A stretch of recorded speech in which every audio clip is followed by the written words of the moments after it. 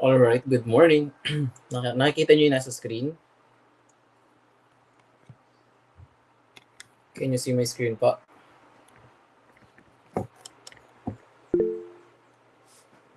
Alright.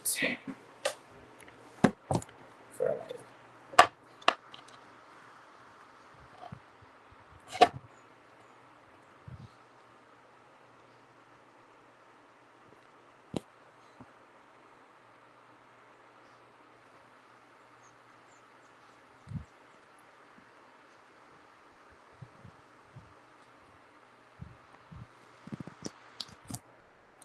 Alright, so this morning our topic is actually about the gender-based violence in the family, particularly ano ba to?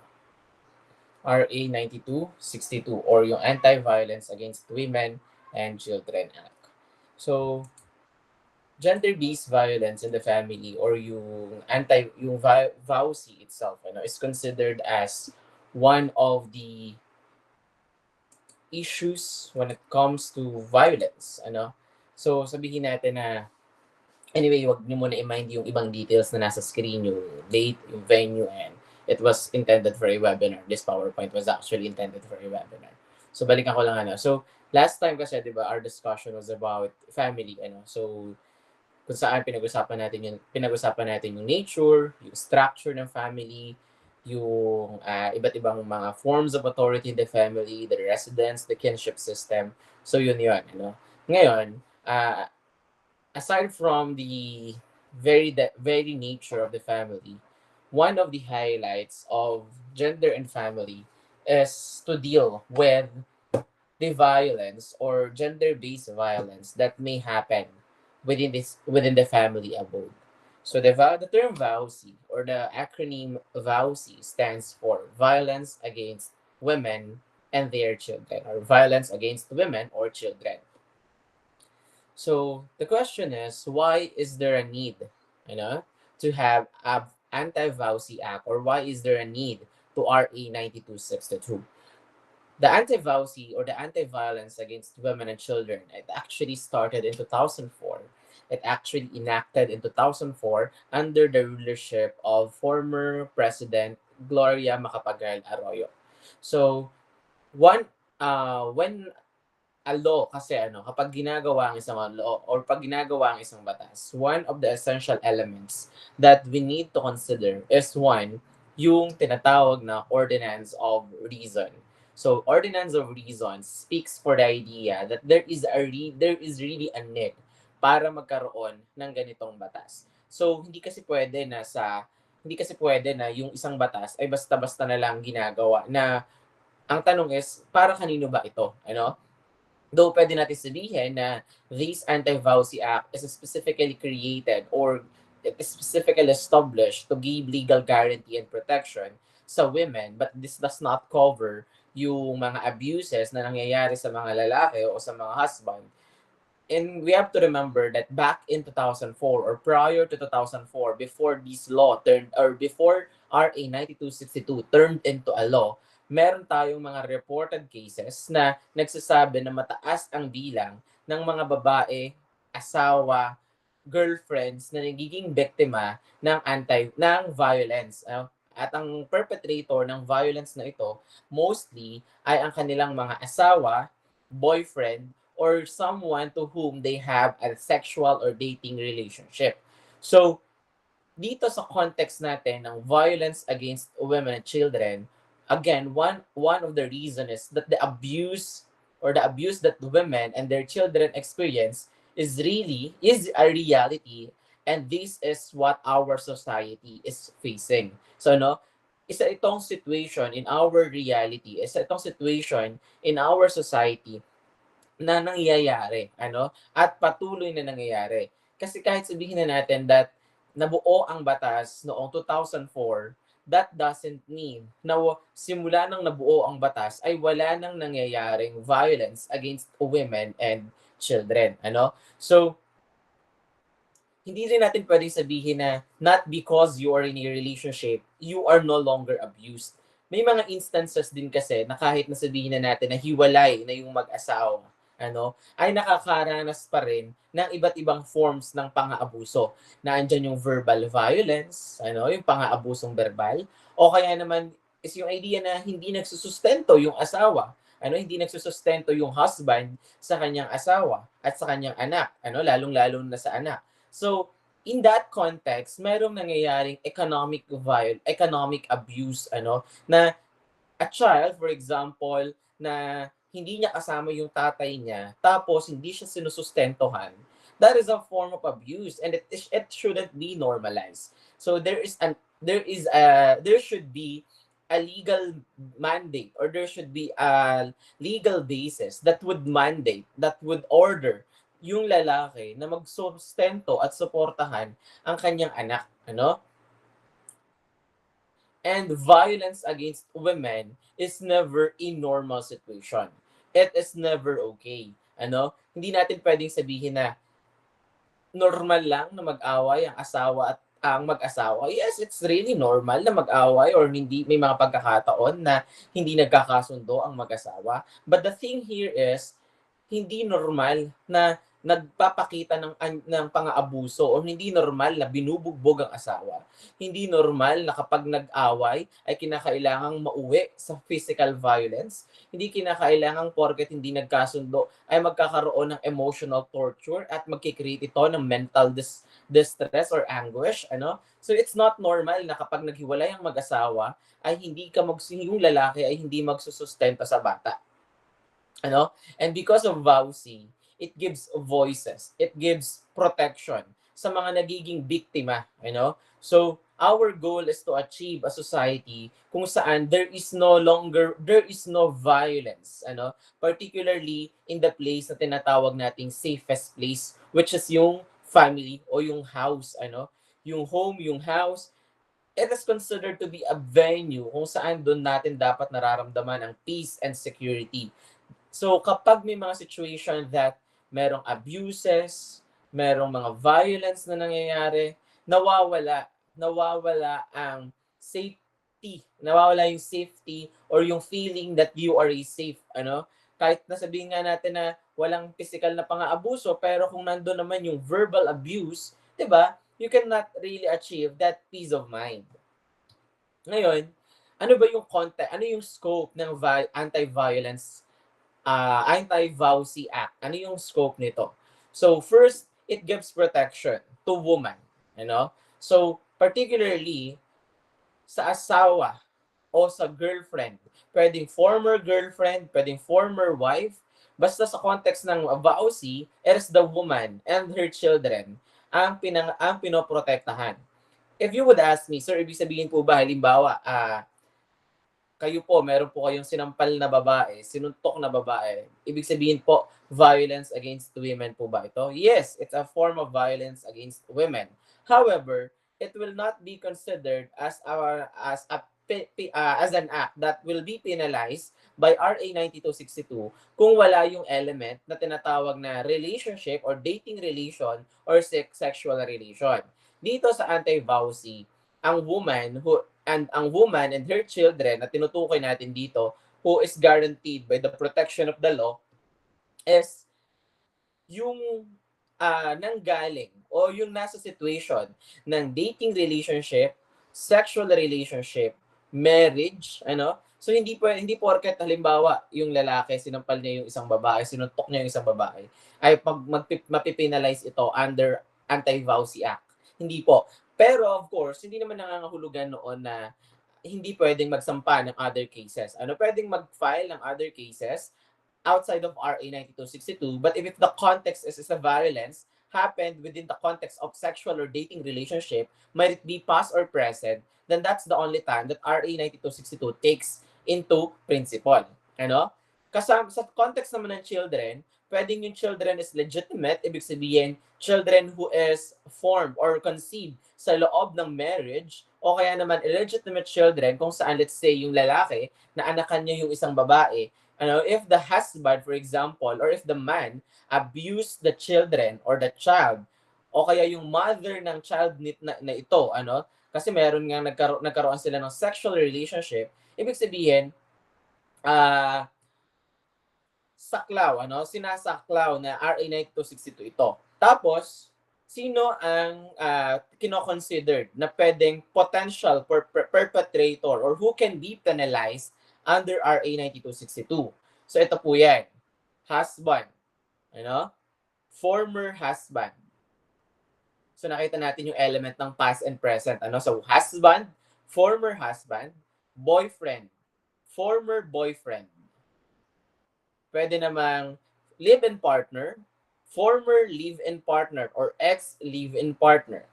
Pwede rin naman that to someone na yung woman ay nagkaroon ng dating relationship, intimate relationship, or sexual relationship. So ngayon, sa situation na sa modern times, yung tinatawag nating term na o ginagamit ng iba na term na friends with benefits, ayan, at saka yung nagkaroon ng sorry for the term, pero yung FUBU relationship, yung FUBU relationship is considered as an element that can be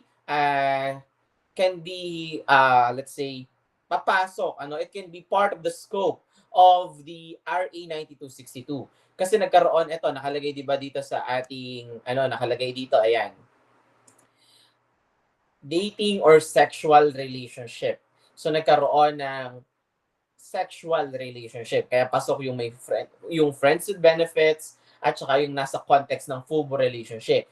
Past or present. Halimbawa ako lang, halimbawa ako, meron akong former friends with benefit situation, Tapos yung woman sa situation na yon, halimbawa tinretend ko siya na kapag hindi to naulit or hindi natin to uli ginawa, ikakalat ko ang video or ipagsasabi ko, that is a form of verbal violence. That's a form of threat, and it can be considered as an act that can be penalized under RA 9262. Kasi nagkaroon kami ng sexual relationship. Kahit pa sabihin na hindi ito napunta sa isang serious romantic relationship, but the idea is we once had a sexual relationship, it is still a scope under RA 9262. Press 1 nga tayo if I am making myself clear for this part.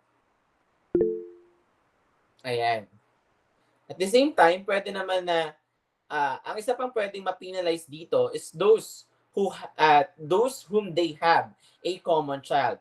Halimbawa, nagkaroon lamang sila ng once or twice na sexual relationship, and in that 2 times na sexual meet up ay nagkaroon, let's say, ng bunga, nabuntis yung babae.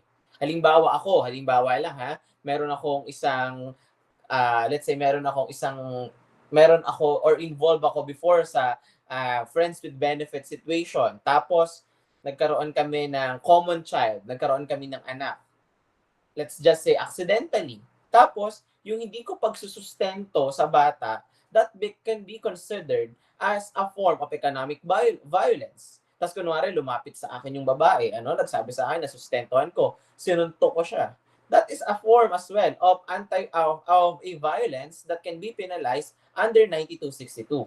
So basta yung context is nagkaroon ng sexual, dating relationship, o kaya meron silang common child.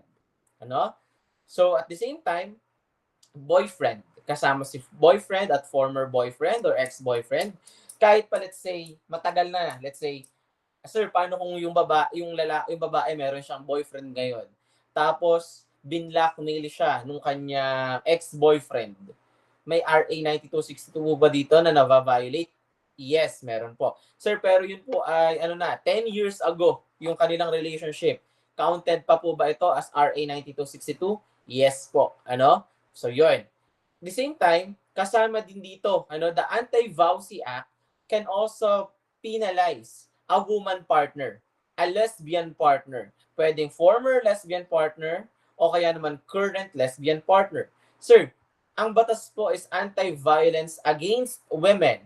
Is it okay? Can we still file a case kung ang nagko-cause ng violence ay isa ring babae? Yes po. Kahit pa sabihin natin na babae din ang kakasuhan ng anti-VAUSI, ano, okay lang yun. Kung nagkaroon sila ng sexual or dating relationship, kung sila ay naging live-in partner, ano, o kaya let's just say, ikinasal sila sa labas ng Pilipinas.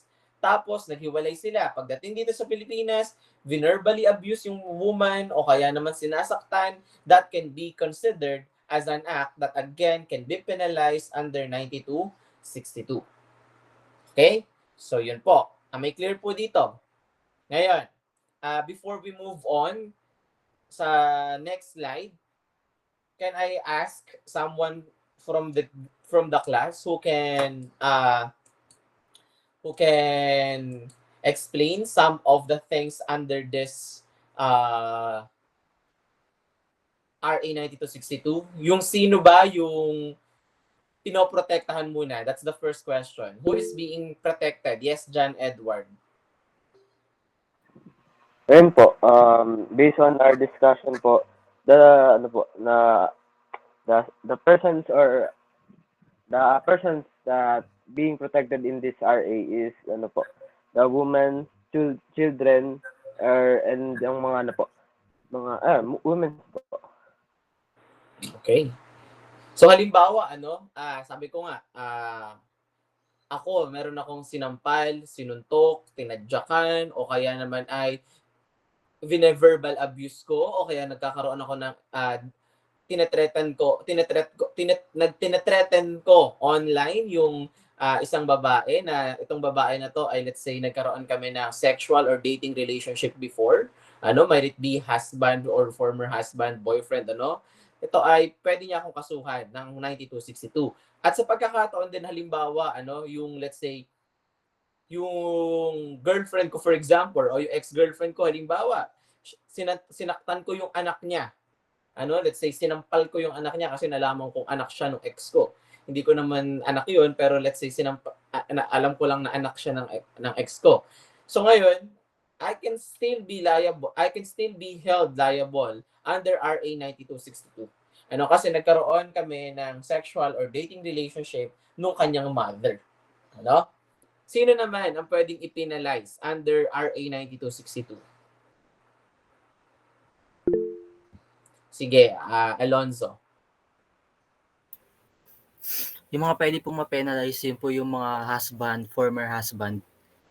Also yung mga boyfriends and partners po nila na, and even yung mga kahit wala pong karelasyon basta nagkaroon po ng sexual relationship po sa tao po na yun.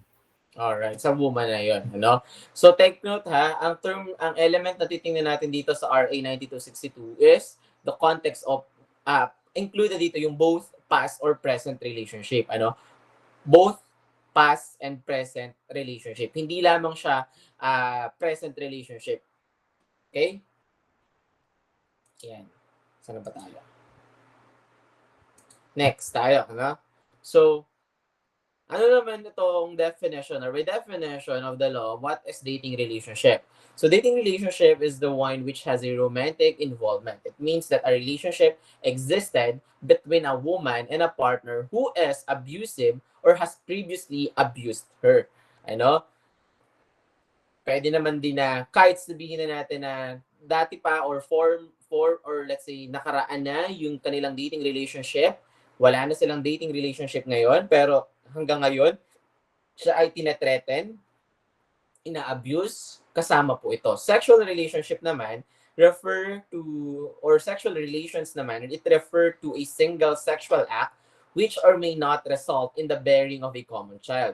So, kaya nga sinasabi natin dito, napasok dito yung mga idea ng friends with benefits. Kung halimbawa, ngayon ay friends kayo, tas nung nawalan kayo ng benefits sa isa't isa, ikaw na lalaki ay tinetreaten mo yung babae o sinasaktan mo or bineverbally or let's say nagpapadala ka ng mga messages online through text messages as well na you are abusing, you are torturing the emotion and the one's mental health, So, pwede kang makasuhan ng RA 9262. Ayan. So, what if the male spouse or partner complains about the abuses committed by his wife or partner? So, ito kasi yung usual na katanungan, So, ibig sabihin, sir, kung ako na lalaki, O ikaw, sir, sinaktan ka ng ex-girlfriend mo, binugbog ka ng asawa mo ngayon. Couldn't you file yes, yeah. Couldn't you file any cases regarding RA 9262? Hindi po, ano? However, I may still file a complaint or case under the revised penal code. Halimbawa, ako ay kanyang sinapak. Ano, pwede ako magkaso ng physical injury. O kaya naman, let's say, meron siyang mga sinasabi sa ibang tao na nakakasira sa aking dignity and credibility. I can file a case for, let's say, slander. Ano? O kaya naman, yung isang babae, ginugulo niya ako sa bahay namin, pinupuntahan niya ako mayat-maya, tapos nagwawala siya sa harap ng bahay namin, I may file a case for alarm and scandal. Ano? So, depende sa nature ng act. So, but still, hindi naman sinasabi na hindi ito walang protection ng mga lalaki. We still have a general law under the revised penal code. Ano, kung saan dito specifically nakalagay what form of act or crime ba ang nagawa and what would be the circumstances na pwedeng ma-cover ng mga acts na to. Ayan. However, hindi ito form of VAUSI. The act is not covered by VAUSI. Okay? Press 2 if we are clear on that. All right. So what are the acts of violence against women and their children under RA 9262? So there are 4 actually. One is the physical violence, second is the sexual violence, third is psychological violence, and fourth is the economic abuse. So these all forms of violence and abuses are being covered by RA 9262. Let's begin defining what physical violence is. So one is, it is an act that includes bodily or physical harm. So pwede siyang one single act that causes physical harm or that causes physical harm, or it could be naman, let's say, a series of acts. Let's say, sa mahabang panahon na inyong pagsasama, you are being abused. Di ba? Sabi nga ni Marjorie Barreto, ano, siya daw ay physically abused by Dennis Padilla. So that is, in the context of the law, that can be penalized under RA 9262. At the same time, kasama rin dito yung causing, threatening, or attempting to cause physical harm to the woman or her child. Ano ibig sabihin nito?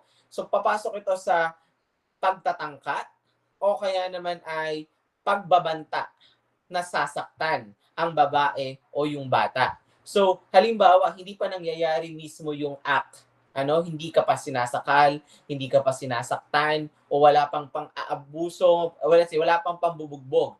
Pero nandun yung pagtatangka na sasaktan ka, na sa tuwing mag-aaway kayo, ikaw na babae, parang yung kamay niya gusto niyang isampal sa'yo. O kaya meron siyang hawak na tubo, nag-a-attempt siya na ipukpok sa'yo, hindi lang natutuloy. Ano? O kaya naman yung pananakot na sinasabi na papatayin kita. Ano? Bubugbugin kita, ihuhulog kita sa hagdan. That is a form of violence. No, it still, sabihin natin na kahit hindi na committed or hindi pa committed yung act, wala pa yung presence ng completeness ng nature of act, still under RA 9262, it is considered as a physical violence. Aside from that is placing the woman or her child in fear of imminent physical harm. Halimbawa, ikaw, lalaki, tapos ikaw, nagda-drugs ka. Yung drugs, yung pagda-drugs na to, ginagawa mo sa loob ng bahay nyo. So, that situation, yung babae ay pwede kang ireklamo ng physical violence. Hindi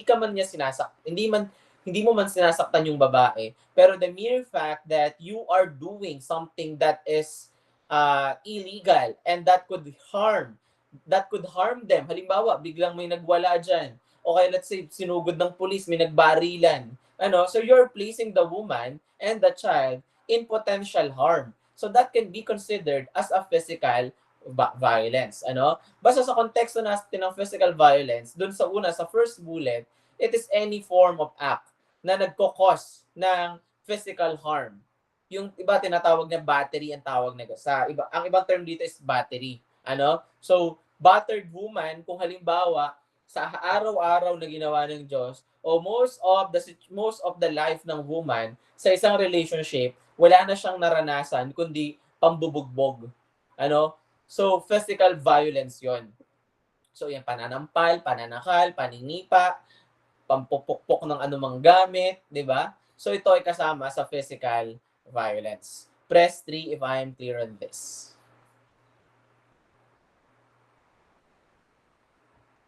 Ayan. O sige, ano nga daw ang physical violence ulit? Who would like to try explaining what physical violence is? O sige, Christian. Ayan po, sir. So, sa physical violence po, dun po papasok yung bodily or physical harm, like yung pananakit po, and also yung threat po. Like, for example, hindi pa nangyayari yung physical harm na yun. Like, for example, hindi ka pa sinasaktan, pero may mga pagbabanta na sinasabi sa'yo. Like, for example, sasakalin kita, yung something like that po. Alright. So, kasama to at pagtatangka at pananakot. Pagbabanta. Ano pa? Pagtatangka, pagbabanta, at pananakot. Okay. Pagtatangka, pagbabanta, at pananakot. So, kasama yun. Alright?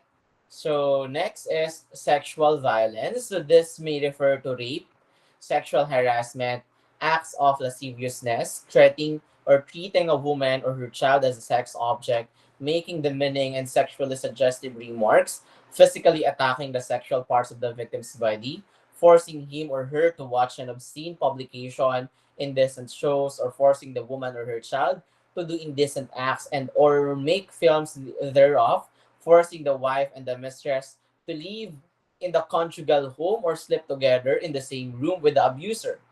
Ayan, dito muna tayo. Halimbawa, ano? So, pwede ba? Halimbawa, ito kasi yung tanong yung sinasabi ni Robin Padilla, naalala nyo ba si Robin Padilla about dito?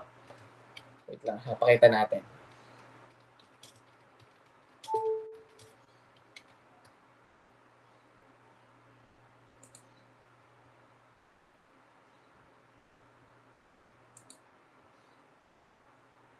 Nakikita nyo ba to? Naalala nyo yung session na to?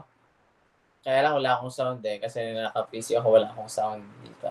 Alam niyo yung session na to na kumbaga nagtatanong dito si Robin Padilla. Can you still remember this?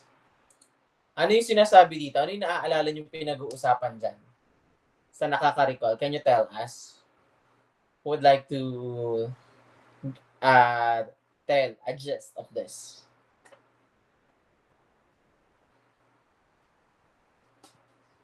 Meron ba? May nakakaalala ba ng context na to?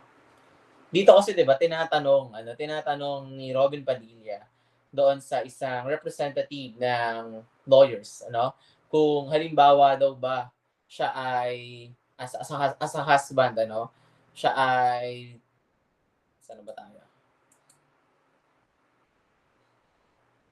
Wait lang. Ayan, dito kasi 'di ba, tinanong niya kung yung halimbawa daw ba ako bilang asawa ay kunwari gusto kong makipagtalik sa aking asawa tapos yung aking asawa ayaw niya, pwede daw ba na pilitin ko yung babae? Ayan, naalala niyo yung video na yan, 'di ba? Ito 'yon, yung part na nagtatanong siya na what if nga daw biglang Teka, subukan ko nga ito i-share. Paano ba ito i-share? What would I do? Walang sound sa inyo?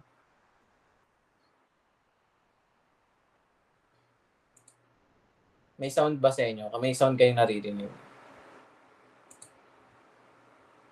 Meron or wala? Wala. Sige, subukan natin.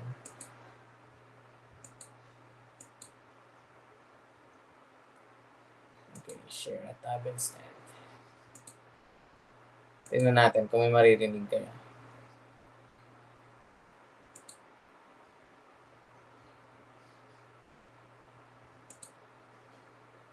Asawa mo, may mixed, minsan kasi, ito totoo po to, minsan akala mo nagpapalambing lang yung asawa mo.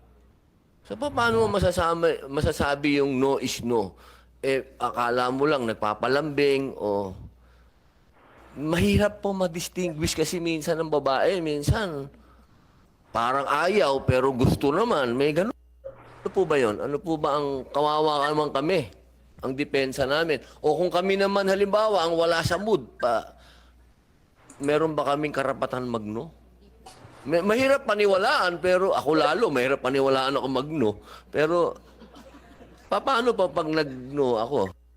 No. Hindi siya pwedeng i-force nung asawa.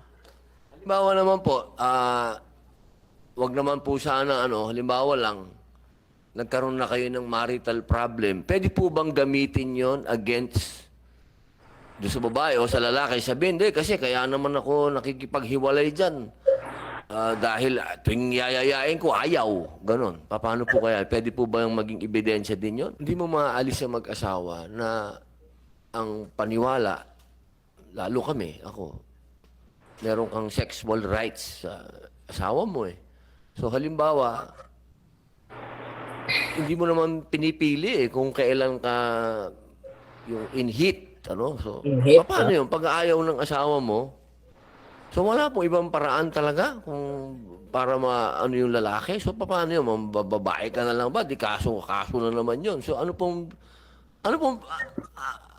pwede mo sabihin sa asawa mo na paano ako na wala sa batas? Paano naman ako? Wala ka sa mood. Paano ako nasa mood? Siyempre, under that circumstance, magiging violent. Hindi out of love. Attorney, wala pong violent. Hindi po siya lasing. Out of of urge. Kasi ano po yan no? Siguro naman, sasang-ayon naman sa akin ng mga taong bayan pag sinabi kong may iba talagang urge ang mga lalaki talaga. May urge talagang nandun So, paano yun? Andyan ng asawa mo to serve you. Ayaw niya.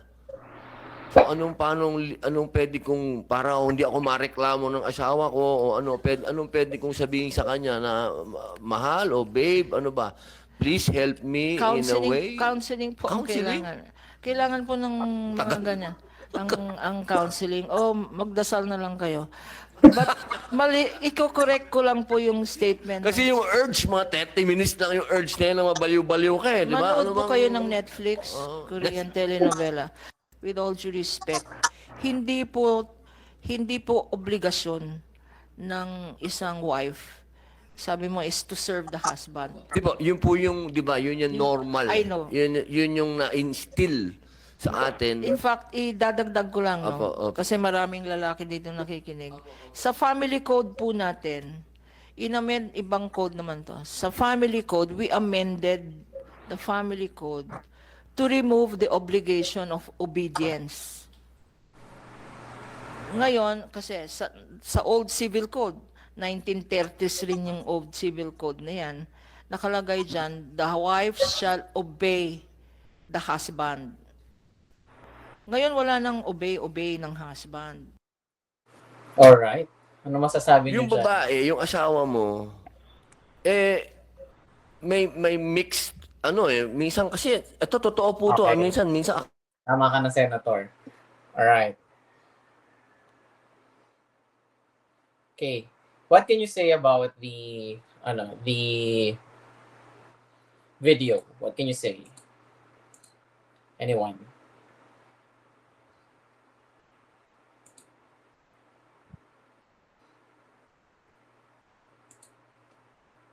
Meron po ba? Meron ba kayong violent reaction?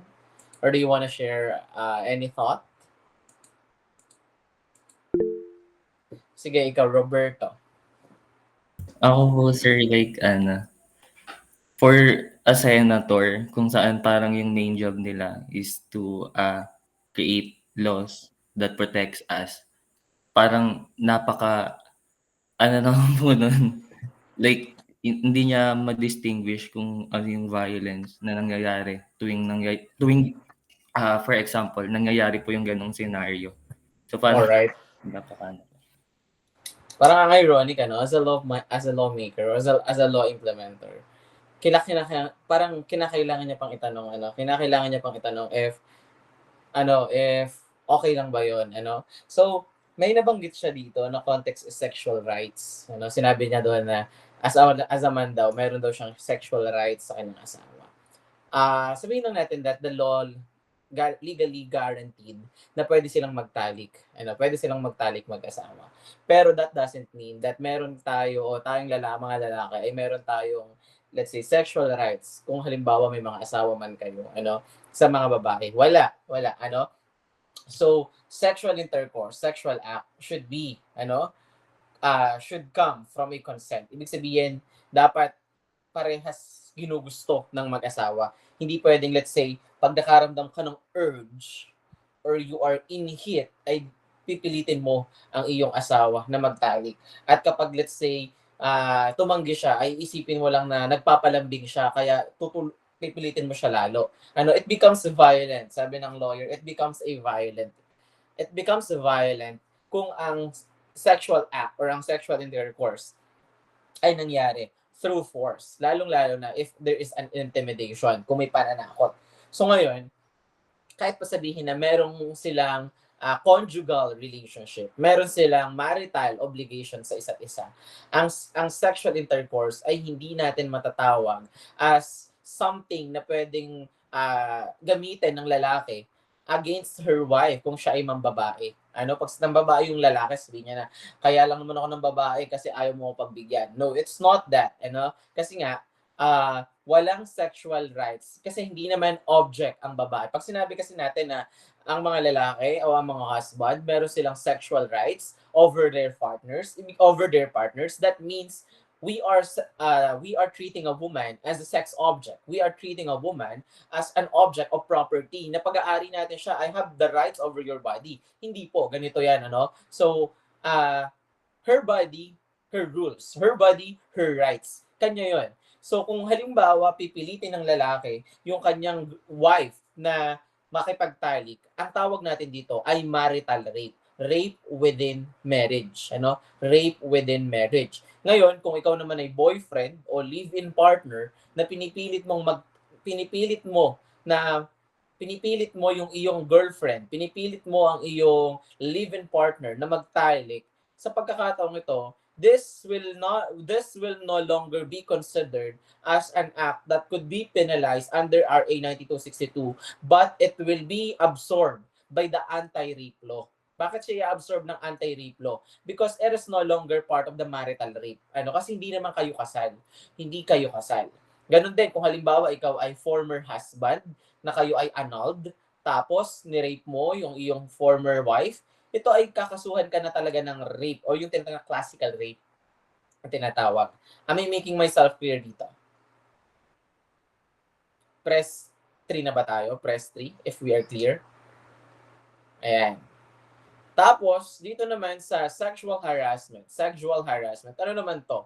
So, sa sexual harassment, pwede siyang meron siya kasi iba't ibang forms. Pwede siyang verbal, pwede siyang physical, o pwede naman siyang use of object. The use of objects.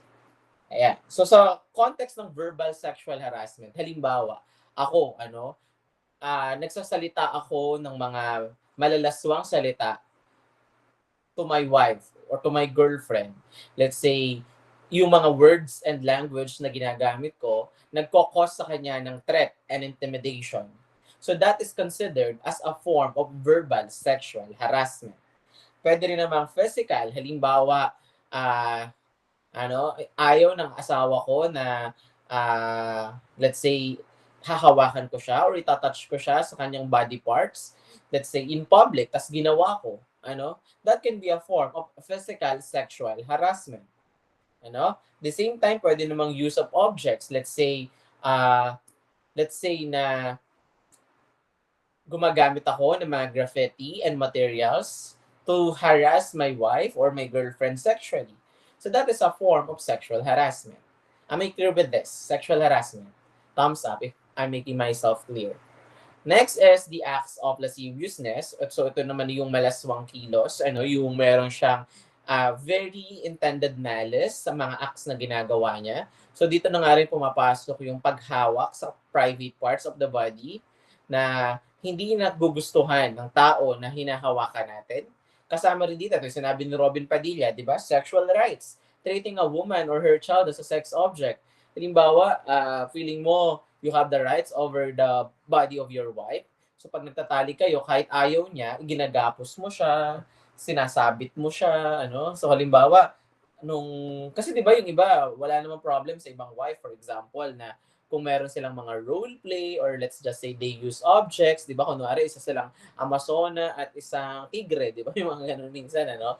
May mga role playing. However, if this action is not being tolerated by the wife because she finds it offensive, then it can be considered as a sexual violence. Making demeaning and sexually suggestive remarks, physically attacking the sexual parts of the victim's body. Let's just say na nag-aaway, nagkakaroon ng physical violence yung lalaki against her wife. Tapos, sa pag-aaway na yon, I hit or let's say I directed yung attack doon sa kanyang dibdib, sa kanyang genitals, then yung pag-attack ko, yung pagsipa, pagsuntok ko doon sa kanyang dibdib at genitals, ito ay considered as a sexual violence na hindi na lamang siya physical, pero umaakyat din to into sexual violence. Ano? Kasama rin yung forcing him or forcing, let's say, the child, let's say the child, pinipilit yung batang lalaki o kaya naman pinipilit yung wife na manood ng obscene publications and indecent show. Let's say, bago sila magtalik or habang nagtatalik, ang gusto ay manood muna ng mga pornographic materials. If it's okay for a woman, then hindi siya makonsidered as a sexual violence. Pero kung it's no longer okay to a woman na habang nagtatalik ay kailangan may napapanood o kaya naman ay, let's say, forcing the woman or her child to do indecent acts. Let's say, pinapa-video ang sarili. Okay, halimbawa, sinabi ng lalaki dahil sila ay magkalayo, isa ay nasa Davao, isa ay nasa Cavite, o sige, pinipilit ng lalaki na videohan mo ang iyong private parts, send mo sa akin, send nudes, ayan. This can be considered as a sexual violence. Ayan. Ito pa, forcing the wife or the mistress or the lover to live in the conjugal home or sleep together in the same room. Hindi pwedeng iuwi ng lalaki yung kanyang kabit doon sa bahay. Sir, paano kunwari, tulad sa mga teleserye, yung lalaki, kunwari pinagpanggap niya yung kabit niya bilang katulong. Tapos eventually nalaman na tunay na yung pala yung kabit, may liability po ba? Kung ito namang babae ay nagpanggap talagang katulong or let's say, kumilos naman talaga sa bahay at nagtrabaho bilang katulong. So yun, kung itong babae, let's say, kabit na ng lalaki bago pa pumunta sa bahay, meron tayong sexual violence na nangyayari. Pero kung halimbawa naman ay, ang nangyari is, merong katulong or kasambahay, tapos si kasambahay at si among lalaki ay naging magjowa or naging magkabit, So, doon, pwede itong makonsidered pa rin na pwede itong makonsidered as marital infidelity. So, ano yung context ng marital infidelity? So, ang marital infidelity, ito yung pangangalunya, panloloko ng lalaki sa kanyang asawa. So, ibig sabihin, within the element of marriage, yung lalaki ay nambababae. Meron siyang binabahay o meron siyang kabit. So, that is a marital infidelity. So, that can also be a ground para mag-file ng case yung babae sa lalaki. Pero hindi na in the context of sexual violence. Papasok na to sa psychological violence as marital infidelity gives mental anguish and psychological distress. Kasi wala namang sexual act, hindi naman pinatulog nung lalaki at nung lalaki yung kanyang asawa at yung kanyang kabit sa loob ng kwarto. Pero kung halimbawa, nalaman ng wife na yung lalaki ay kinakalantari itong kanilang kasambahay. Pero let's say nangyari yung kanilang relasyon, nito na lang na nandun sa bahay or nung naging kasambahay na, pero nung bago pa mangyari yon wala naman talagang relasyon. Ngayon lang, halimbawa, tapos hindi pa rin pinapaalis ng lalaki yung kanyang kabit. O kaya pag pinapaalis ng wife, nagagalit yung lalaki. So doon ay pwede na siyang matawag na sexual violence kasi nagkaroon na ng knowledge yung woman on the idea na may relationship yung kanyang wife o yung kanyang husband at yung kanilang kasambahay, and despite of the attempt of the woman to let's say to eliminate the wife doon sa loob ng bahay nila, eliminate in the idea na hindi patayin, eliminate na paalisin yung babae, yung kanyang kasambahay, at pinipigilan ito ng asawa at gusto pa rin ng asawang lalaki na yung mistress niya na kasambahay ay doon titira, so may sexual violence na nangyayari. Ayan. Kung halimbawa naman ay pangangalun niya lang ito in the context na yung lalaki ay may ibinabahay na iba sa ibang bahay o kaya meron siyang kabit, ano? So, ito naman ay papasok in the idea of concubinage, ano? So, ibig sabihin, pangangalun niya na yun, pangangalun niya. So, concubinage. So, another here is causing or attempting to make the woman or her child to perform sexual acts. So, halimbawa, by the use of force ay ginagawa ng lalaki is ibinubugaw niya ang kanyang asawa or let's say, ipinambabayad niya sa utang kasi to perform sexual acts.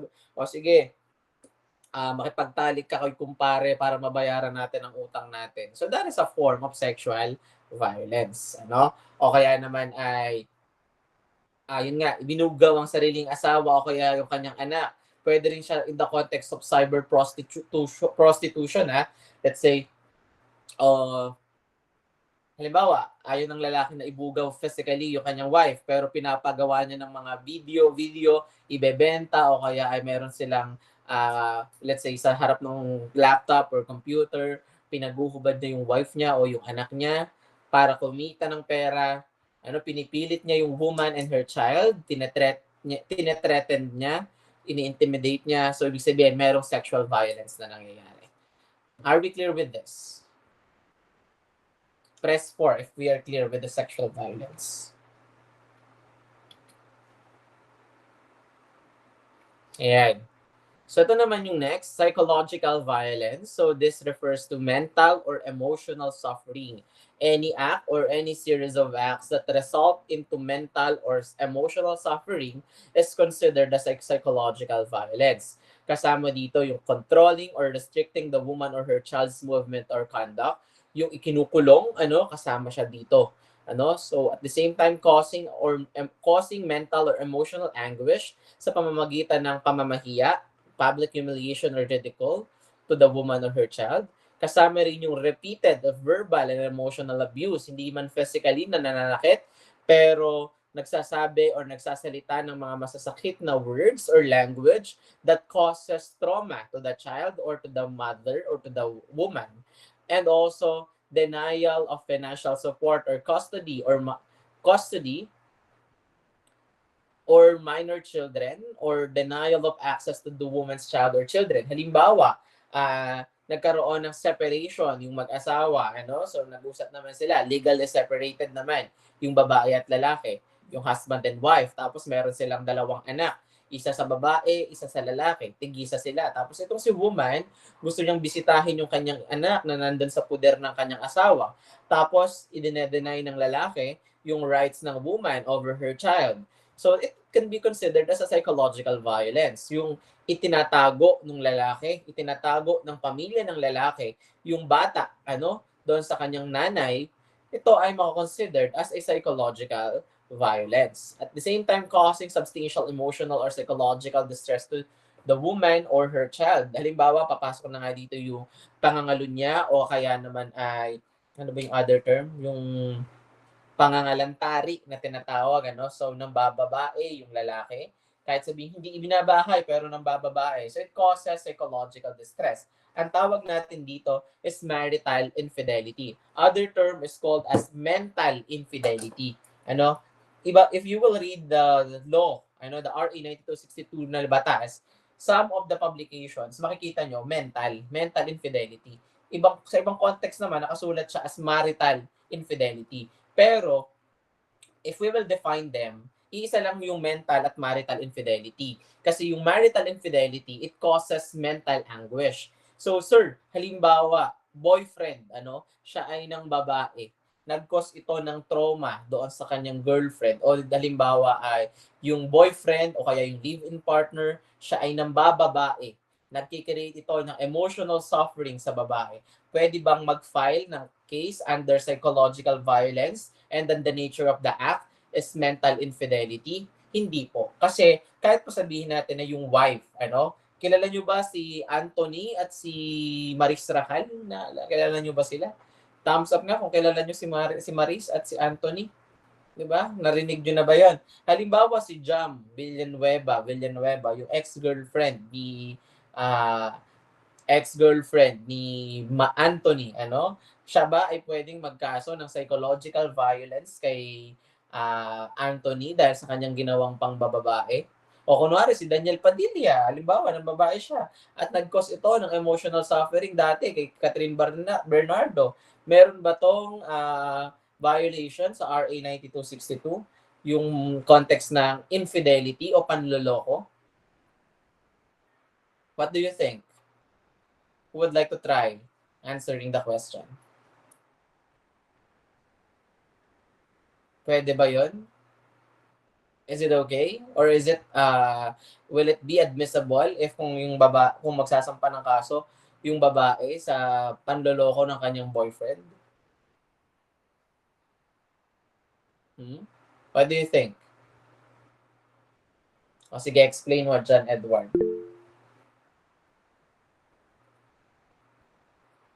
Ano po, I think po yes po kasi una po is pasok po siya dyan sa psychological violence kasi nag-cause po siya ng distress. Actually, And also po, ano yan? Nawawala. nag-ano rin po siya, nagpasok din po siya na ano po yun, may Nawawala siya. Pero ganito yan ha. In that context kasi, hindi ito pwedeng i-absorb ni marital infidelity or ni mental infidelity. Kasi nga, ang context ng mental infidelity that is being defined under RA 9262 is the marital infidelity. Ibig sabihin, cheating within the context or within the element of marriage. Kung ito ay pang bababae, outside of marriage, wala po tayong nababiolate na Kasi halimbawa, ako, boyfriend pa lang naman na kami, boyfriend-girlfriend pa lang naman kami. Tapos, ng babae ako, that doesn't mean that I can be held liable under psychological violence of RA 9262 for causing mental or emotional suffering. Kasi in the context, wala pang legal binding between sa aming boyfriend and girlfriend. Boyfriend and girlfriend situation pa lang kami, ibig sabihin, hindi pa kami legally binded. So on that context, the woman may still have the choice to leave the relationship kasi hindi pa naman siya as a context ng relationship ng legal relationship. But again, though merong mental and emotional suffering, pero the cause kasi ng mental and emotional suffering is not in the form of let's say verbal abuse, Hindi rin naman ito sa pamamagitan ng pagde-deny doon sa access sa bata lalo kung wala namang anak, So wala tayong context of mental infidelity or wala tayong context na marital infidelity kasi marital ibig sabihin within the element of marriage. However, kung halimbawa dahil sa panlolokong ito, pangbababaeng ito, ay let's say nakapagsalita ako ng masasakit na salita, I curse the person, I curse the woman, ibig sabihin, pwede akong kasuhan in the context of verbal violence or psychological violence through verbal abuse, pero not in the context of infidelity. Am I clear? Press 5 if we are clear on this. Or press, ano ba number na? 4? O kung anong kasunod man, press 4 ba or press 5? O sige, 2, 4, 6 daw, sabi nung isa. Ayan. Yan. Threatening or actually inflicting physical harm on oneself for the purpose of controlling the woman's actions or decision. Sinabi ko sa girlfriend ko, halimbawa, pag iniwan mo ako, magpapakamatay ako. Pag iniwan mo ako, babarilin ko ang sarili ko. Hindi ko sinaktan yung woman, hindi ko sinaktan yung bata, yung child. Pero sinabi ko sa wife ko, halimbawa lang, pag iniwan mo ako, sasaktan ko ang sarili ko, tatalon ako sa building, magpapasagasa ako sa tren, bahala kang makonsensya. So that context is a form of psychological violence because I am threatening the woman that I will inflict physical harm or I will inflict pain sa sarili ko. So, it may cause emotional or mental anguish to the person. Am I clear? Alright. It includes as well causing, let's say, it includes causing or allowing the victim to witness physical, sexual, or psychological abuse of a member of the family which the victim belongs. Again, ano ba ito? allowing the victim to witness the physical, sexual, or psychological abuse of a member of the family to which the victims belong. Halimbawa, nalaman na pamilya nung wife ko or nung girlfriend ko na binubugbog ko yung babae, tapos pumunta yung tatay niya, yung pamilya niya sa bahay, tapos binugbog ko din yon, and then it was witnessed by my wife or by my girlfriend. Hindi lamang ito physical abuse o yung halimbawa, yung wife ko, yung girlfriend ko, pwede niya akong kasuhan ng physical and psychological violence. Physical violence kasi sinasaktan ko siya. Psychological violence kasi na-witness niya yung pang-aabuso ko sa kanyang family member. At the same time, yung family member niya ay pwede nila akong kasuhan ng physical injury naman under the revised penal code. Am I clear? Right. Ayan, ito pa. Causing or allowing the victim to witness pornography in any form or to witness abusive injury to pets or to unlawful or unwanted deprivation of the right of custody or visitation of a common children. Puntahan muna natin isa. To witness pornography in any form. To witness a pornography in any form. So halimbawa ako, hindi ko sinasabi sa wife ko na meron akong ibang trabaho o meron akong ibang trabaho. Sinama ko yung bata doon sa aking trabaho. Yung trabaho ko pala ay let's say gumagawa ako ng isang pelikula or let's say ang trabaho ko pala ay isang studio kung saan dito nagaganap ang mga paggawa ng pornographic material. Tapos I just let my child to witness that pornography material or in the creation of that pornography material, then it is a form of psychological violence. At the same time, actually the act itself na nakaka-witness ng pornography na let's say pinipilit kasi kanina 'di ba sa sexual violence kung maaalala nyo, meron din tayong nabanggit na pinipilit halimbawa ng lalaki yung babae na manood ng porn or ng indecent publication. Ganun din kasi yung act na yon will also result to psychological suffering. At the same time, unlawful or unwanted deprivation of the right to custody or visitation to common children. Yung binanggit ko rin kanina na halimbawa, nasa akin yung anak namin, kunwari ako as a man, nasa akin yung anak namin. Tapos, I am depriving my wife to have let's say, to visit my children or our children, our common children, then merong psychological violence na nangyayari. Actually, sa lahat ng to, so physical violence, yung sexual violence, tingnan nyo po yung akin ng physical violence. Lahat ng yan. Lahat ng nandiyan sa acts of physical violence. Lahat ng acts ng sexual violence. Lahat ng yan ay maaaring magresulta sa mental or emotional suffering. So kung yung act ng mga napakita ko dito sa physical violence at sexual violence ay nag-cause ng emotional or mental suffering, then dalawa ang magiging context nito. Papasok din to sa psychological violence.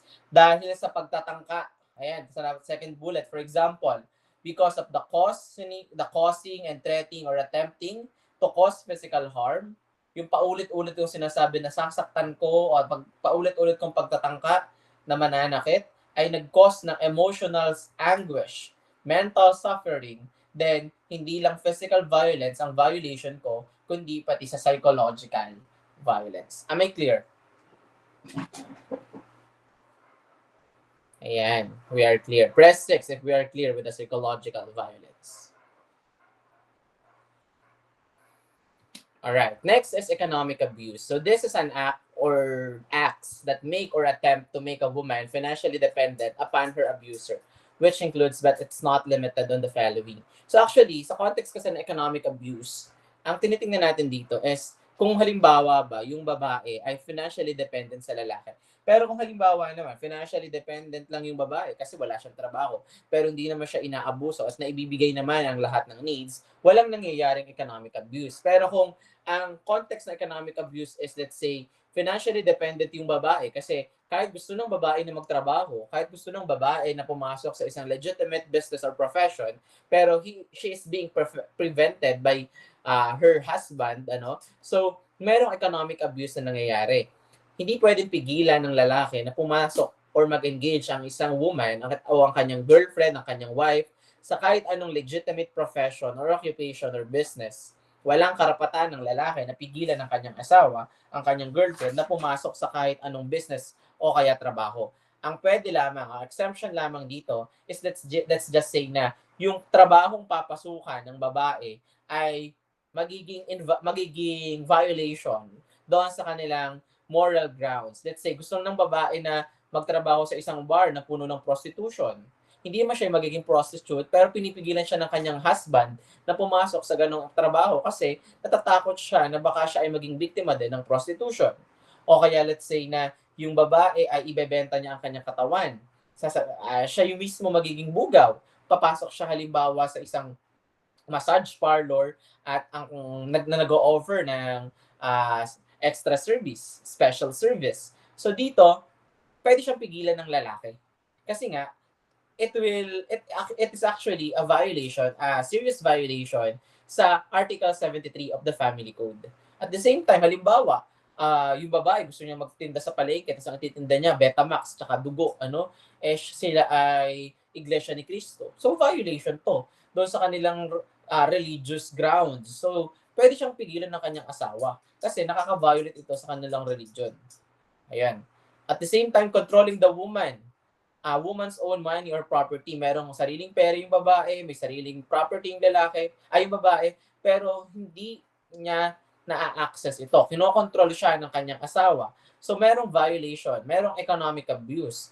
At the same time, ito din, destroying household property. Sa tuwing nag-aaway, sinisira ang lahat ng gamit sa bahay. So ito ay context ng economic abuse. Kasama rin sa economic abuse, yung halimbawa yung lalaki ay hindi magsusustento sa kanyang anak. Ito ay economic abuse din.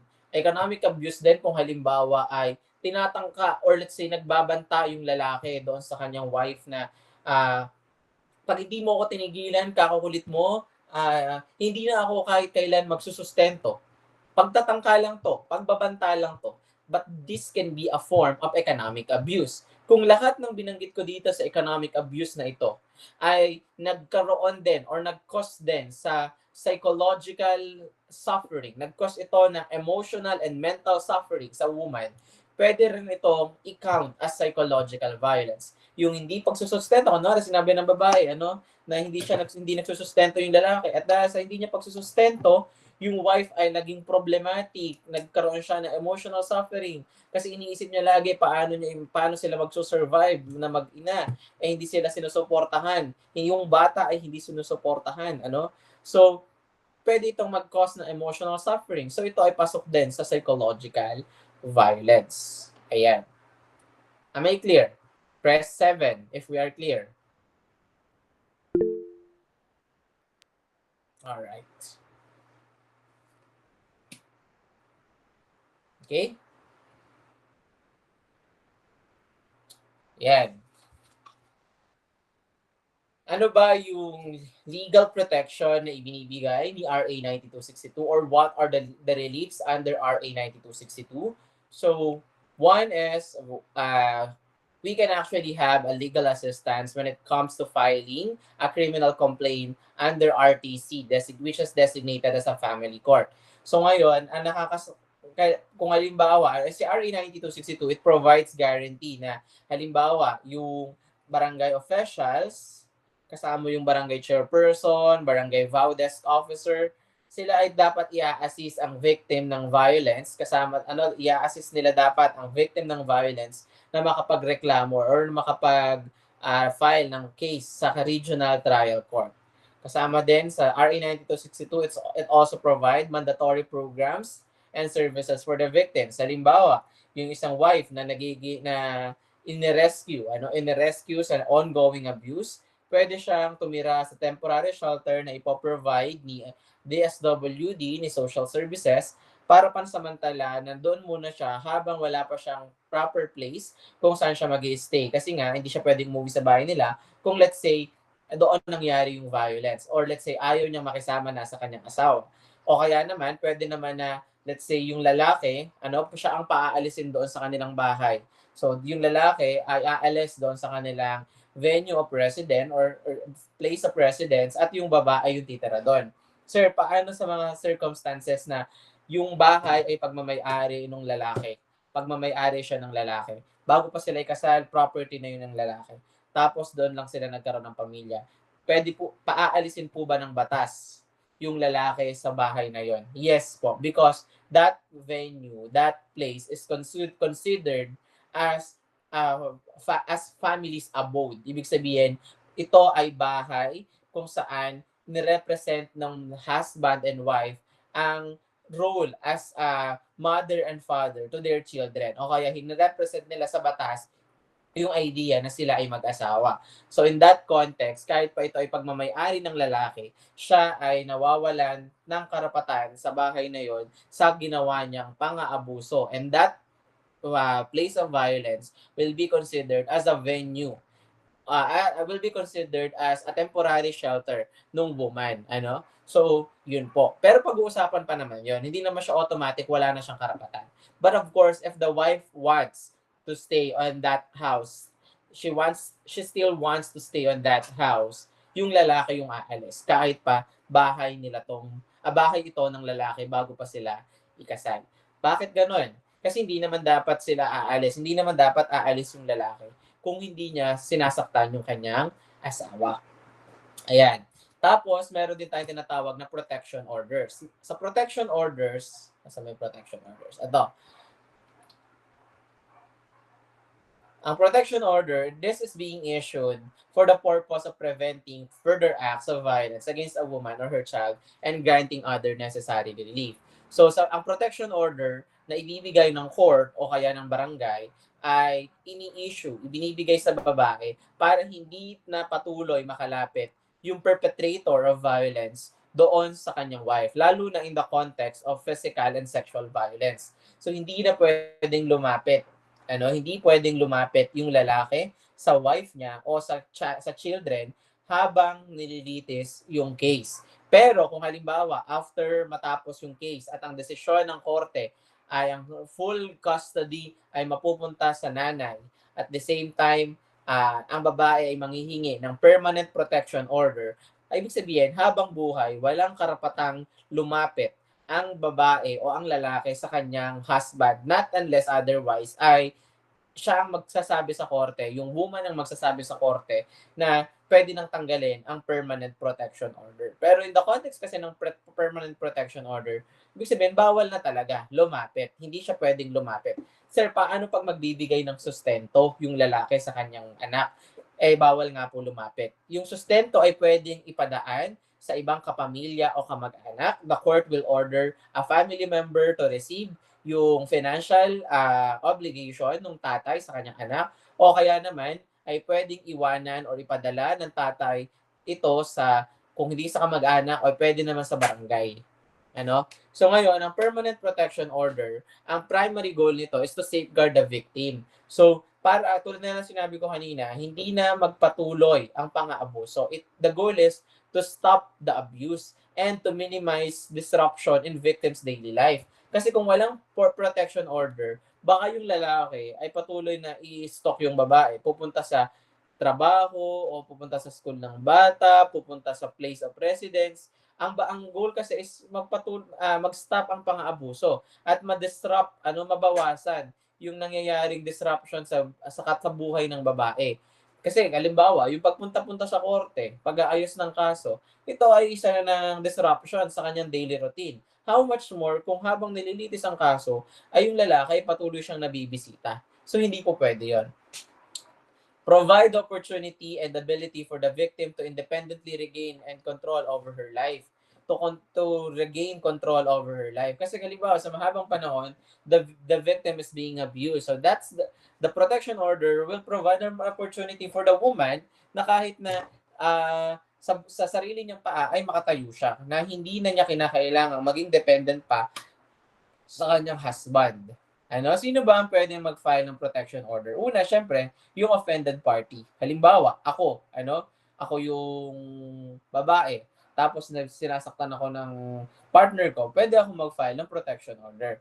Pangalawa, yung parent or guardian. Halimbawa, yung bata, yung sinasaktan, yung bata, yung inaabuso. Yung nanay ng bata ay pwedeng mag-file ng protection order. O kaya naman, kahit na sinong guardian ito. ascendants, descendants, collateral relatives within the fourth degree of consanguinity or affinity. Pwedeng mga kamag-anak ang mag-file or ang mag-file ng protection order. Halimbawa, yung wife ay pumunta ng abroad kasi siya ay nagtatrabaho na sa abroad dahil sa nangyaring hiwalayan, yung babae pinili niyang mag-abroad. Tapos iniwan ng wife yung kanyang anak sa kanyang mga magulang o sa kanyang mga kapatid o sa malapit na kamag-anak. So yung husband, hindi po siya hindi siya basta-bastang pwedeng makalapit sa bata.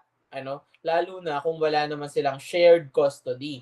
Pwede lang lumapit yung husband kung makaka-receive siya or igagrant siya ng court for shared custody. Pero kung walang shared custody at walang visitation rights, pag sinabing visitation rights, walang ibinigay na karapatan ng korte na bisitahin niya yung kanyang anak, ibig sabihin, pwede mag-file ng protection order ang family members na magbabantay sa bata habang yung nanay niya ay nagtatrabaho para hindi ito patuloy na makalapit.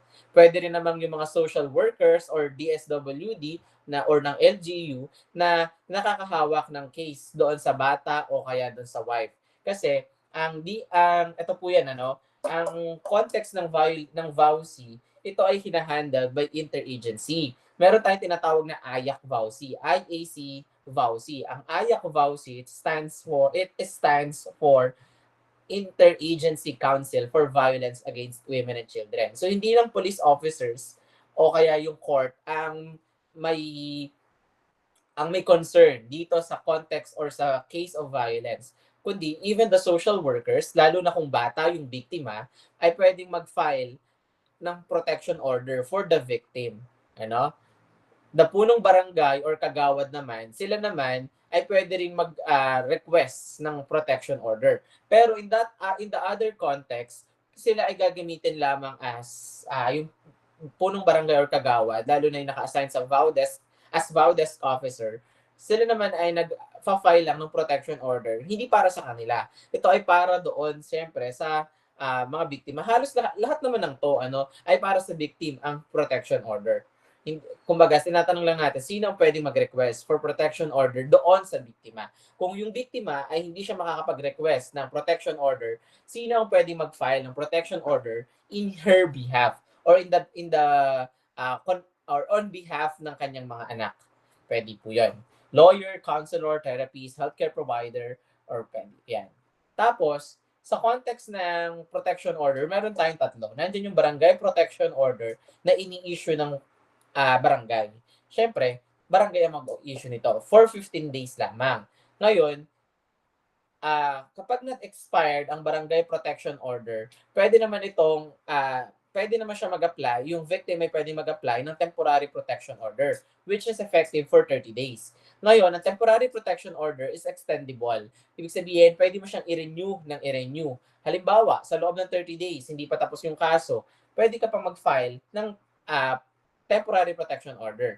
Kasi ang permanent protection order naman ay ibibigay lang after the court decided doon sa nangyaring case. So the court shall not deny the issuance of protection order on the basis of lapse of time between the act of violence and the filing of application. So yung protection order, yung permanent protection order, ito ay ibinibigay ng court until effective ito until the court revoke it. Or let's say nag-request yung victim na i-revoke na yung permanent protection order. Pero ito ay binibigay lang when the decision of the court is considered as deemed and final. So ibig sabihin, habang ongoing ang kaso, ang protection order lamang na ibibigay ng court sa biktima ay temporary protection order. Pero tulad nga ng sinabi ko, ito ay extendable. Ibig sabihin, kapag hindi natapos within 30 days ang kaso, ay i-renew lang ito ng i-renew. Yung temporary protection order. Ngayon, yung barangay protection order na binanggit ko kanina sa 15 days, halimbawa, within 15 days o bago mag 15 days ay nakapag-file na yung babae ng kaso sa korte, pwede nang kahit hindi pa tapos ang 15 days barangay protection order ay makakuha na ng temporary protection order. Ang barangay protection order ay binababa ng punong barangay or ini-issue ng punong barangay at ang temporary protection order naman ay ini-issue ng judge o kaya naman ng clerk of court. Pag sinabing clerk of court, siya ay lawyer din na clerk of court, ibig sabihin, siya ay lawyer din, pero nandoon siya sa loob ng korte na nakakasakop o doon sa loob siya ng family court. Ibig sabihin, that lawyer is also responsible for the case. Responsible din siya sa case na ipinail. Ibig sabihin, kasama siya ng judge doon sa kanyang opisina, sa kanyang korte. So, pwedeng issued by the judge or pwedeng issued by the court of clerk itong temporary protection order. At the same time, even the permanent protection order may still be issued by the court of clerk. Kasi ang court of clerk naman ay meron silang power to do so kasi they are under the power of the judge who will also sign as well yung protection order. So, yan. So, ang permanent protection order, permanent to. Permanent, ito ay hindi na-revoke basta-basta unless otherwise revoked by the court or the one who asked for this, siya ang nag-file na ma-revoke yung permanent protection order. Ngayon, ang family court is designated. Family court ang designated sa mga cases na may kinalaman ang VAUSI. Tapos, sa usapin ng barangay kasi, tandaan nyo po, sa usapin ng barangay, hindi pwedeng ang barangay ay hindi tatanggapin ang report ng VAUSI. Halimbawa, sinabi ng barangay, naku, away mag-asawa lang yan, ako hindi na makikialam. Hindi po pwedeng ganun. The barangay level or the barangay official shall address any report of VAUSI. If it is proven that the barangay denied to address the case of VAUSI, yung barangay ay nagiging liable for administrative cases. Hindi naman sila nagiging instrument sa violence, pero sila ay nagko-commit ng administrative case. Ibig sabihin, yung hindi pagtugon sa VAUSI, sila ay nagiging liable dito. So sila ay pwedeng makasuhan for administrative cases. Hindi nila pwedeng sabihin na away mag-asawa lang yan, hayaan natin sila na magkabati, hayaan natin sila. Hindi po pwedeng ganon. At the same time, hindi rin naman pwedeng sabihin ni barangay chairperson o ni punong barangay, ni kapitan, na kayo ay magbati na lamang. O kaya, pagbabatiin ni kapitan, yung mag-asawa, bawal po yun. Hindi po pwedeng pagbatiin ng kapitan o ng kahit na sinong nasa barangay ang mag-asawa na, let's say, kung involved dito ang VAUSI. Again, pag may element of VAUSI, hindi pwedeng pagbatiin ng kapitan ang mag-asawa. Pwede niyang sabihin na mag-usap kayo at let's say, pakinggan nyo ang isa't isa, pero hindi pwedeng pilitin ng mag-asawa na magbati ito. Hindi siya pwedeng maging mediator ng pagbabati. Ganon din ang mga pulis, hindi nila pwedeng pagbatiin ang mag-asawa. At ang PNP din, hindi niya pwedeng sabihin na, naku po, ay idaan nyo muna sa barangay ang VAUSI. Kasi may kapitbahay ka na, yung kapitbahay mo nagsumbong sa pulis, sa presinto, na sinabi doon na, Chief, meron pong nangyayaring VAUSI, yung binubugbog po ng lalaki, yung kapitbahay naming babae. Puntahan nyo po. Tapos sinabi sa'yo ng pulis na, ay nako, idaan nyo na muna yan sa barangay. Hindi po pwede yun. Bawal po yun. Kailangan mag-act agad. Ang PNP, ang barangay, in immediate report of the ongoing, lalo na kung ongoing yung nangyayaring physical violence. If this is an ongoing case, if it's ongoing violence, the barangay and the PNP shall immediately act on it. At the same time, pagdating sa loob ng barangay, hindi pwedeng yung barangay ay isusulat yan sa logbook na si Pedro at si Maria ay nag-asawa sa isang logbook kung saan nandito ang lahat ng report. Kayo, halimbawa, nag-report kayo ng VAUSI o may kamag-anak kayo na involved sa VAUSI. Tingnan nyo kung naka-separate logbook kasi dapat separate ang logbook ng VAUSI. Hindi siya pinagsasama. At the same time, tumitigil ang lahat ng proceedings sa barangay para unahing i-resolve ang case of VAUSI. Ang context ng resolve is hindi pinagbate, kundi idaan sa proper channel and authority. So si barangay ay titigil lamang makialam sa usapin ng VAUSI sa moment na ito ay naitaas na sa higher authority. Pero kung ang higher authority ay ipinatawag si barangay, let's say to ask for as a witness o kaya naman ay let's say tatanungin ng barangay kung ano ang nangyari o paano nila inaksyonan to, magre-report pa rin si barangay. Ano? So hindi pwedeng hindi. So yun po.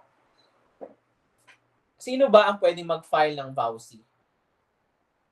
Ayan, ito pala. Confidentiality. All records related to VAUSI shall remain confidential. Yung mga kapitbahay nyo, halimbawa, nagtanong doon sa konsihal o kaya sa tanod, uy, totoo ba na may bugbugang nangyari sa mag-asawa, may VAUSI daw, ganyan. Hindi po ito pwedeng ikalat. Meron pong confidentiality clause. May confidentiality clause po ang VAUSI. So all officials, employees, and even yung hospital na nag-conduct ng medico-legal sa victim shall respect the privacy of the victim. At failure to remain confidentiality is meted with 500,000 fine. Halimbawa, ipinagkalat ng chismosan yung kapitan o chismosan yung barangay secretary o konsehal na yung context o issue ng VAUSI, sila ay merong administrative liability and they may be meted.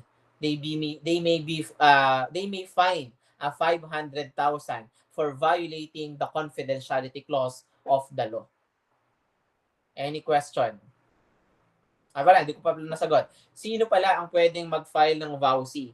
Ang pwedeng mag-file ng VAUSI ay any person na may knowledge sa nangyayaring krimen. Because VAUSI is considered as a public crime. Ibig sabihin, halimbawa, ako, nakita ko na may nagbubugbugan. Alam kong VAUSI itong nangyayari sa kapitbahay namin. Pwede ko siyang i-report kahit kapitbahay lang ako. I may report an ongoing case of VAUSI. O kaya naman halimbawa, alam ko na yung kaibigan ko ay binubugbog ng kanyang husband. Pwede akong magsumbong in behalf ng aking kaibigan. Kasi I have the knowledge. Kasi VAUSI is considered as a public crime. So anyone with knowledge may file and report a case of VAUSI. Any questions so far? Press 8 if I made the discussion clear.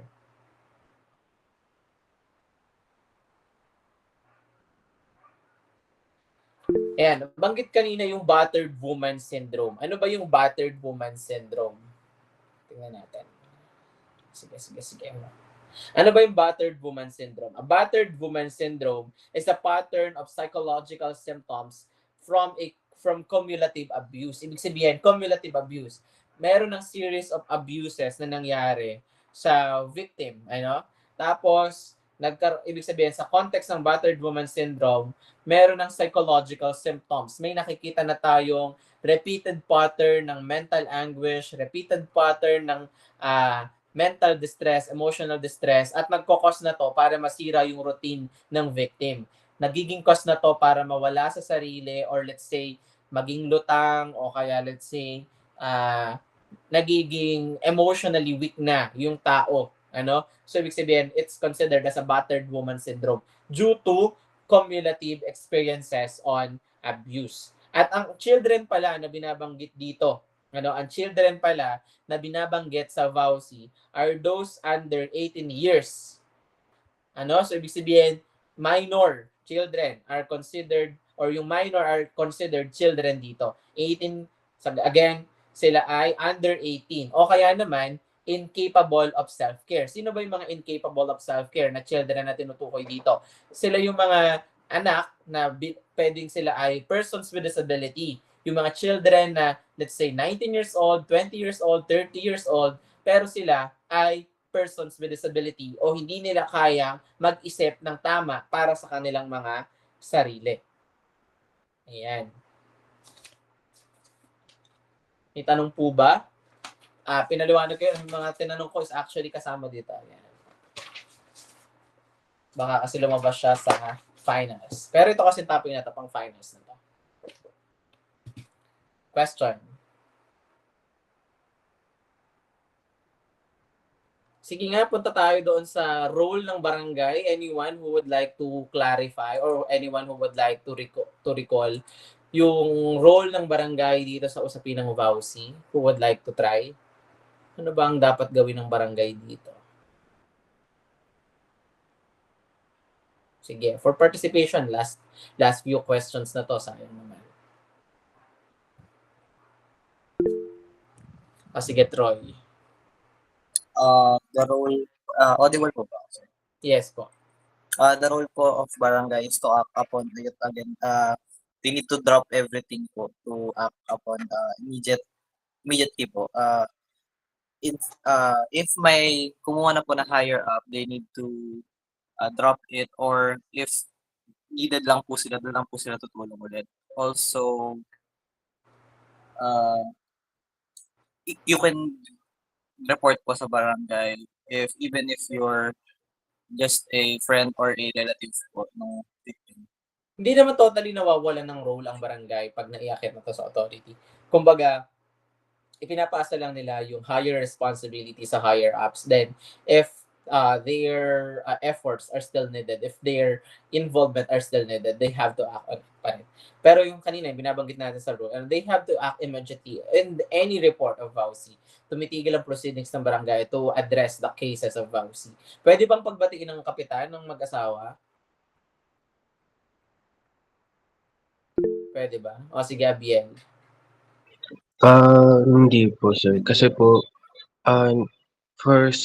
pag sa barangay po kasi dinala, wala pong like right po na para pagbatiin po yung mag-asawa po. In case po, like yun lang po, pag nagkaroon po ng vows or pag-aaway. Kasi kailangan na po nila ng mas higher po na hahawak po dun sa senaryo po.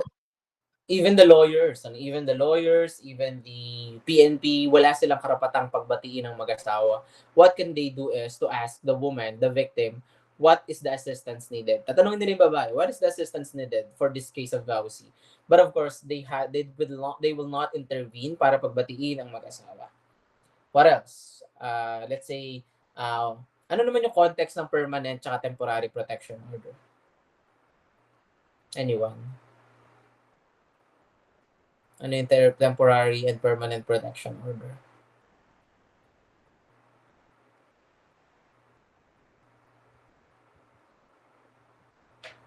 Sino ba ang nag-i-issue ng nito? Ano ba yung nature nito? Bakit ba tayo may ganito? Sige. Wala na ba? Si John Edward lang ba at si Roberto? Sige, Roberto. Bali sir, sa temporary protection orders po, ang nag-i-issue po nito ay yung court, and valid lang po siya for 30 days. But extendable po siya, depende po sa court kung ano po yung nagiging takbo ng hearing. Kumbaga ini-issue lang po ito para magbigay ng immediate legal protection.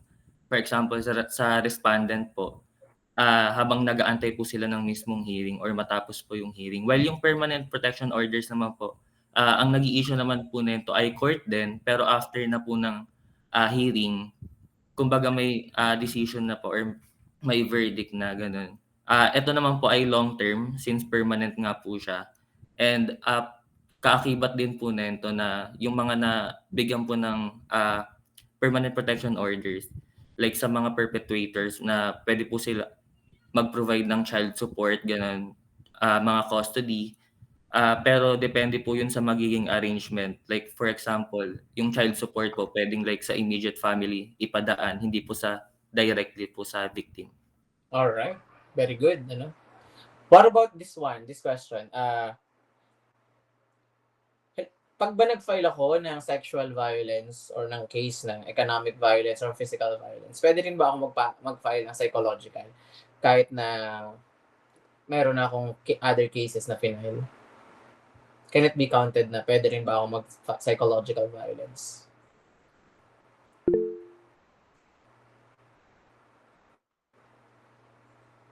Sige, Christian. Ayun sir, I think yes po kasi 'di ba nga po sa psychological po doon po papasok yung emotional suffering. So mental and emotional suffering. So I think if naging factor 'yun and nagkaroon ng factor yung mga bagay na yun sa mental health ng isang person or sa emotional health ng isang person, I think pwede rin po siyang mag-file ng case po with that.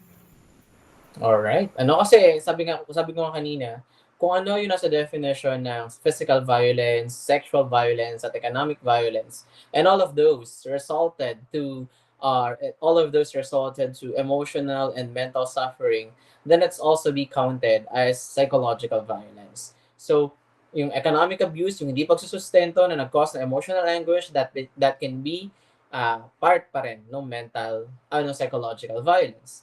Yung pagwawala, ito pala ha, pati yung pananakit sa hayop, pananakit sa hayop, sa pet, may pet yung babae, may pet yung family, tapos yung pet na to binugbog, sinaktan din, pinatay, that can be considered as a form of psychological violence. Ayan.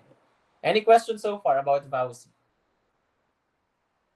Paki-type in sa chat box ang inyong pangalan, and as you type in your name, please take a screenshot. Timestamp 10:30. Paki-chat ang pangalan, paki-take ng screenshot ang inyong attendance. Patunay that you're still here up to 10:30. Alright. So we are done. If you do not have any question about this topic, we are done. Please turn on your camera for